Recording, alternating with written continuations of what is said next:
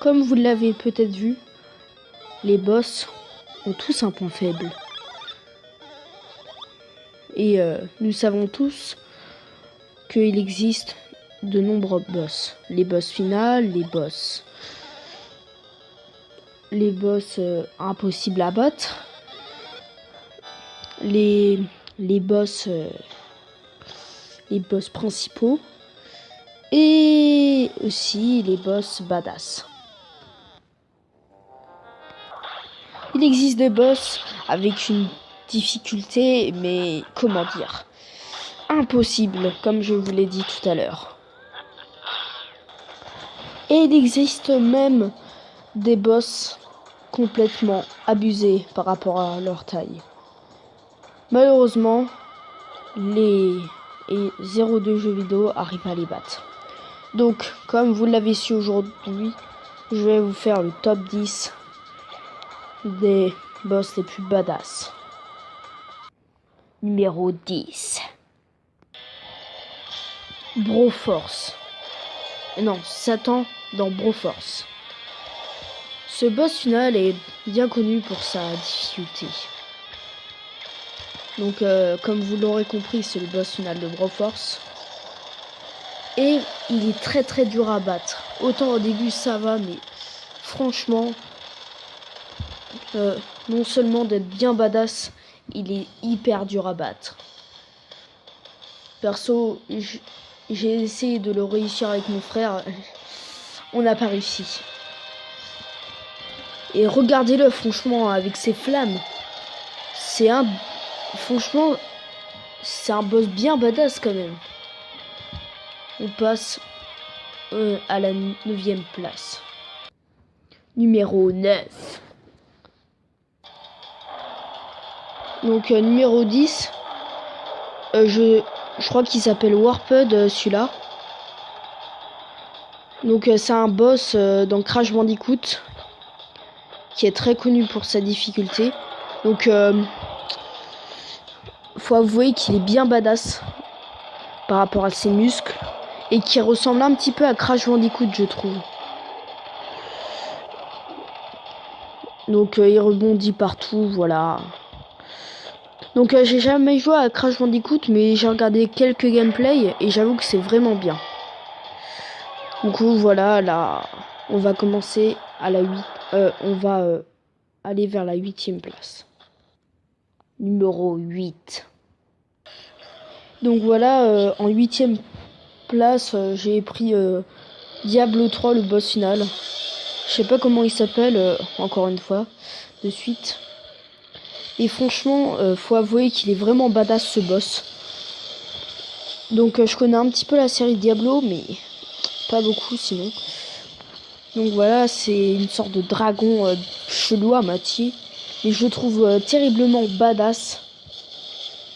Et en plus, il a l'air dur à battre. Du coup, voilà, on passe à la 7e position. Numéro 7. Le clown robotique de la série Ben & Dead, même s'ils ont sorti qu'un jeu. Ce clown est une difficulté très désagréable, comment dire. En gros, vous devez monter, sauf que là, en fait, d'abord, il essaye de vous écraser, ce qui rend le boss difficile. Et donc, pour résumer, après il essaye de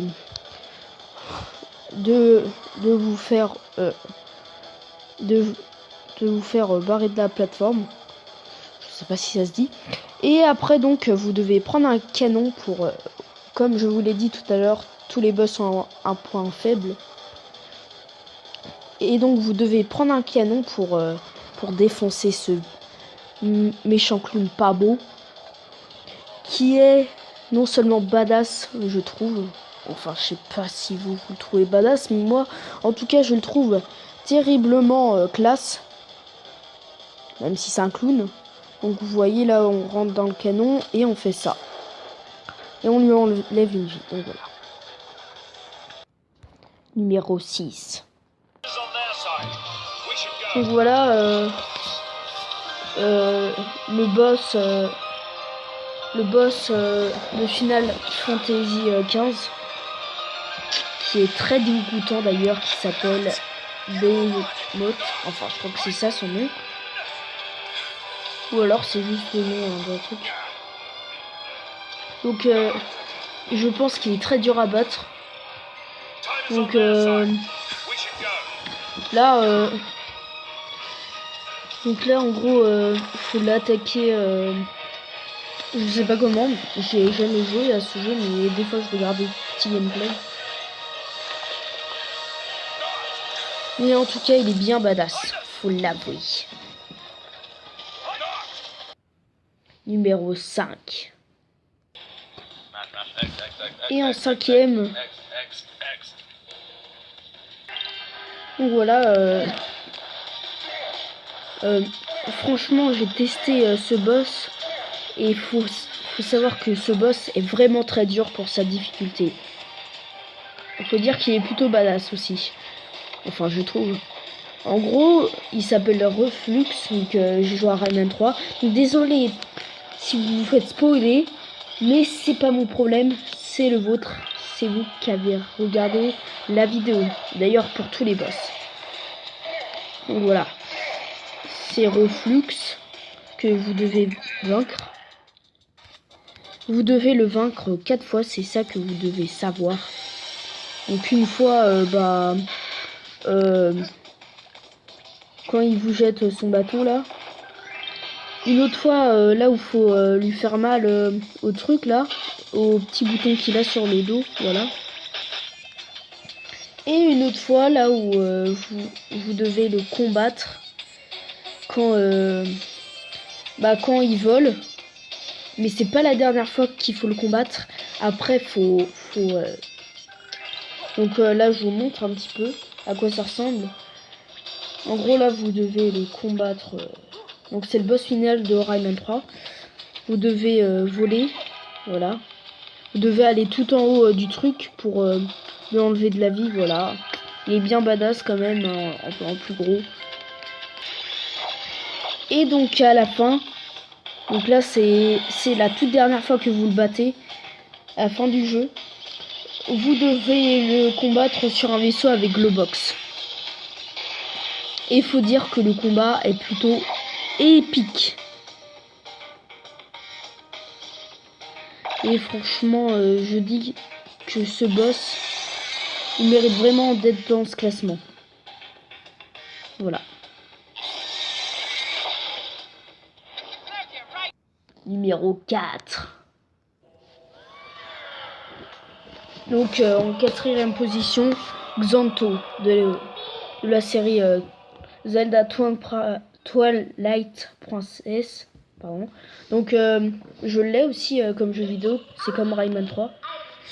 Donc et ce qui est bien, c'est que là vous devez le combattre dans plusieurs endroits que on a fait dans le jeu, quoi. Du coup c'est super cool. Et ce boss, non seulement d'être badass, comment dire, il est un petit peu flippant, voilà. Mais par contre sa difficulté, franchement, je l'ai combattu, il est facile à battre. Numéro 3. Donc voilà, Undertale, enfin, comment dire, le boss Undertale, je sais plus comment il s'appelle. Donc je sais que c'est une sorte de squelette. Enfin, vous voyez qu'il est bien badass. Enfin, moi je le trouve badass en tout cas. Donc c'est un boss très spécial vu que, comment dire, c'est un boss différent des autres. Vous voyez, j'ai mis dans le classement parce que c'est pas un boss que vous devez battre genre combat main enfin main les justement vous devez faire des sortes de petits mini-jeux. Donc c'est ça qui me plaît.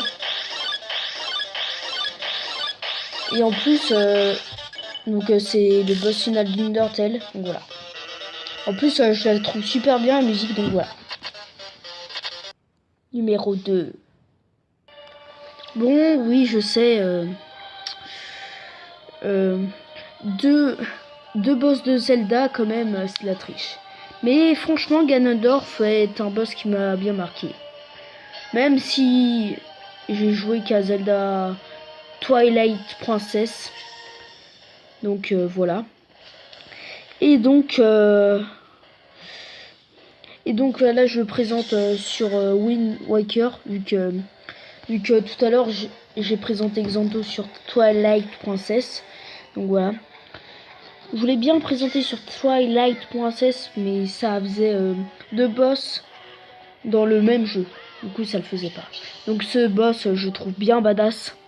Vous pouvez le retrouver dans tous les Zelda, ce boss là. Donc voilà. En plus, il n'est pas facile à battre, je vous le cache pas. Hein. Donc voilà. On passe au numéro 1. Et le grand et fameux numéro 1. Donc je voulais mettre le même truc. Le problème c'est que j'ai pas trouvé le truc d'avant. Du coup je mets un petit trophée. Donc voilà. On passe au numéro 1. Numéro 1. Gigas Earthbound. Faut savoir que ce boss est très connu pour être l'un des plus flippants du jeu vidéo. En fait, tu sais pas vraiment ce que c'est, mais il faut avouer qu'il est bien badass. Enfin, pour moi, donc pour vous peut-être pas. Et en plus, vu que tu sais pas ce que c'est, tu sais pas comment le battre en fait. Il a l'air super dur à battre. Et donc je considère que ce boss est le boss le plus classe du jeu vidéo. Non, en fait. Mais bon. En tout cas, si vous avez aimé cette vidéo, mettez un petit pouce en l'air, hein, comme ceci. Donc voilà, comme ceci, voilà. Vous faites comme ça. Hein. Vous cliquez en bas. Sinon, vous pouvez vous abonner en cliquant sur le truc en haut. Et s'il vous plaît, laissez un petit commentaire. Et si vous n'êtes pas d'accord, dites-nous les boss qui vous ont le plus marqué. Si vous n'êtes pas d'accord avec notre classement, dites-nous ça dans les commentaires. Quel est le boss que vous trouvez le plus badass? Et donc voilà. En tout cas, ça va être la fin de cette vidéo. Donc voilà. En tout cas, je vous dis bye. C'était Droopy. Et en tout cas, je vous dis à la prochaine pour une nouvelle théorie, un nouveau top 10 ou une nouvelle histoire.